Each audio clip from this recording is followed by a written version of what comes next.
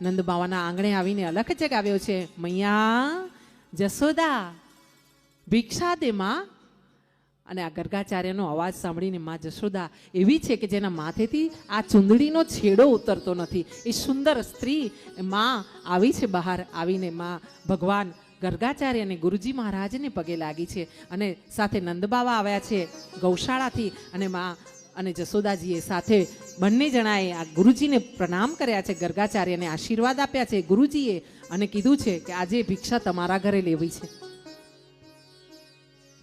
નંદ બાવા ખુશ થયા છે અને કીધું છે, પ્રભુ ગુરુ મહારાજ તમે આવ્યા છો ને તો ભિક્ષા તો લેજો જ, એ તો તમારે લેવાની જ છે.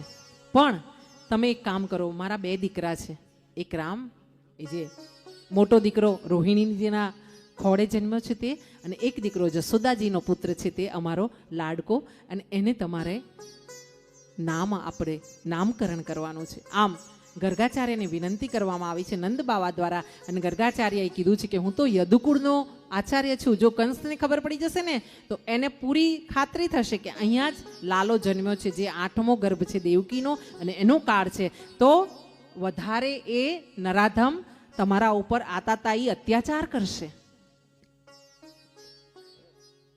આમ જ્યારે ગર્ગાચાર્યજીએ કીધું છે ત્યારે નંદ બાવાએ એક વાત કરી છે, એક કામ કરો ને ભગવાન, આપણે છે ને છાનામાના નામકરણ કરી લઈએ.